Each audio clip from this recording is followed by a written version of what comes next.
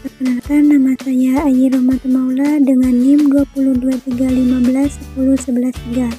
Program Studi Pendidikan Guru Sekolah Dasar. Nah, saya sekarang berada di Museum Pendidikan Nasional UPI atau kita kenal dengan sebutan Mukenas. Nah, bagaimana sih sejarah pendidikan di Indonesia ini? Ayo simak terus videonya ya.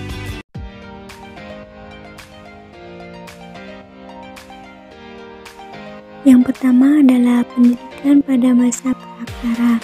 Pendidikan ini sangat sederhana, yaitu zaman batu dan zaman logam, di mana kapal, peliung, dan lain sebagainya sebagai media pembelajaran, serta kepala keluarga atau tokoh yang disangkakan di masyarakat sebagai guru yang mengajarkan bagaimana bertahan hidup secara nomaden. Pendidikan praksara dibedakan menurut jenis kelaminnya, yakni pria belajar berburu dan wanita mengolah makanan. Secara garis besarnya, pendidikan zaman praksara adalah pendidikan informal, di mana intinya belajar bertahan hidup dari satu tempat ke tempat lain. Agama pertama yang dianut oleh masyarakat Indonesia adalah Hindu dan Buddha pada abad ke-4, di mana terjadi proses Indianisasi di Indonesia. Pada masa ini, leluhur mengenal tulisan Pallawa dan bahasa Sanskerta. Media tulis zaman ini menggunakan daun lontar kering dan diukir menggunakan pisau, pengupak atau pengutik. Selain itu, terdapat Arca Dewi Saraswati dan Ganesha sebagai dewa dan dewi ilmu pengetahuan bagi umat Hindu, serta salah satu relief Candi Borobudur yang menceritakan pendidikan berbasis agama Buddha dengan sistem gurukula. Pendidikan berbasis agama yang kedua masuk ke Indonesia adalah Islam, dengan dibawa oleh pedagang dari Arab dan Persia, di mana pada saat itu leluhur menggunakan kertas daluang, yakni kertas tradisional Indonesia, dengan menulis menggunakan tulisan Arab berbahasa Melayu, Arab, dan bahasa daerah.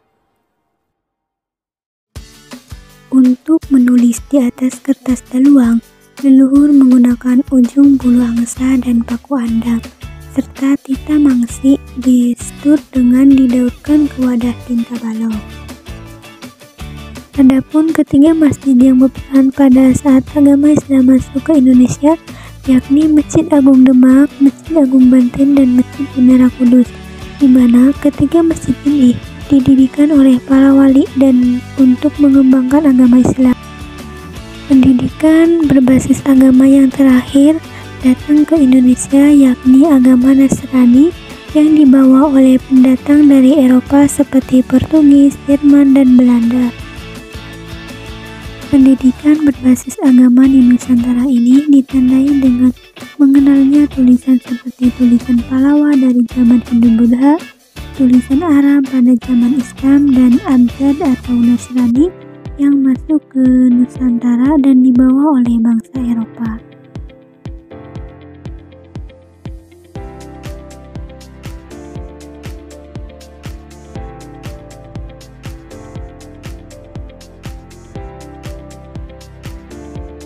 Selanjutnya ada kekayaan seni budaya di Nusantara. Kekayaan seni budaya di Nusantara yang merupakan salah satu bentuk kearifan lokal yang diwariskan dari generasi tua kepada generasi penerusnya.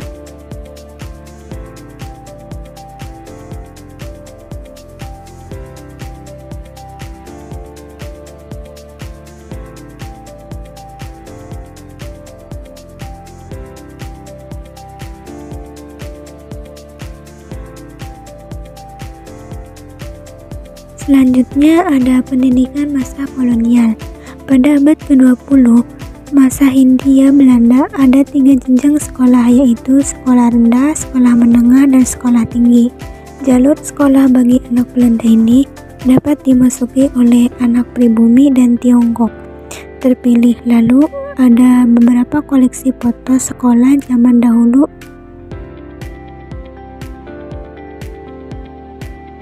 Yang pertama ada Sekolah Mulo yang menjadi SMP 5 Bandung Mulo, merupakan pendidikan rendah yang diperluas dengan bahasa Belanda. Yang kedua ada Sekolah HBS Bandung, yang sekarang menjadi SMA 3 dan SMA 5 Bandung.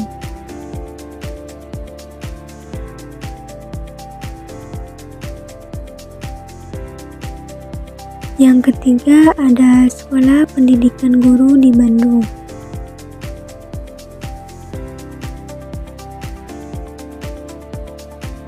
Selanjutnya ada Gedung Ospia Serang Banten, yang sekarang menjadi kantor kepolisian Resort Kabupaten Serang.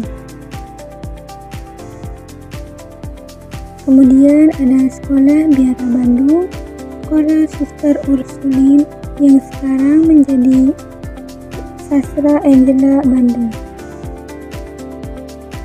Lalu ada Sekolah Purwakarta, yang sekarang menjadi Kampus UPI PGSD Purwakarta.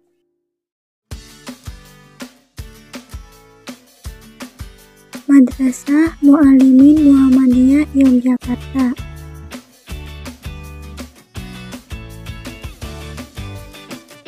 Lalu ada Sekolah THS Bandung, yang sekarang dikenal dengan ITB.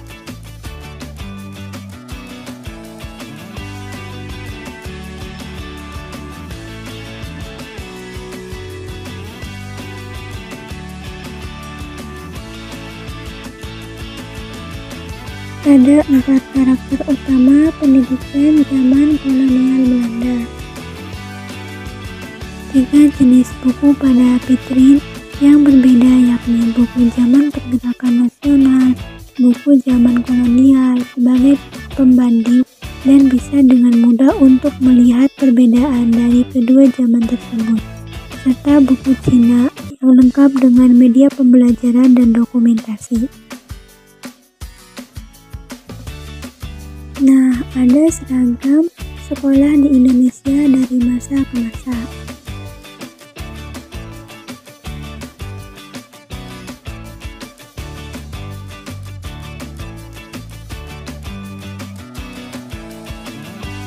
Lalu ada alat tulis pada zaman dahulu dari pensil, pulpen, serut, dan tinta. Selanjutnya ada pendidikan masa pendudukan Jepang. Terdapat rangkaian upacara bendera setiap hari untuk menghormati kepada bendera Jepang. Kemudian ada gambar sekolah pendidikan peta.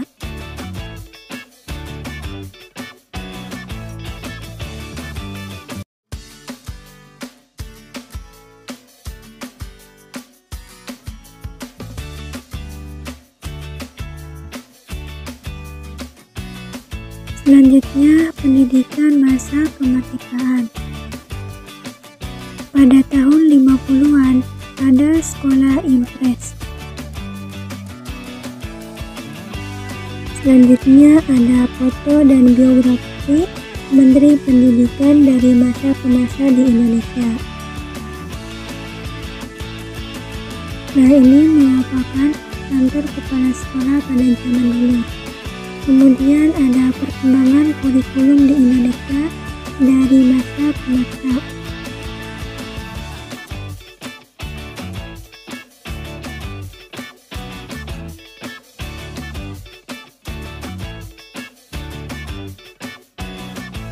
Selanjutnya, pendidikan zaman reformasi.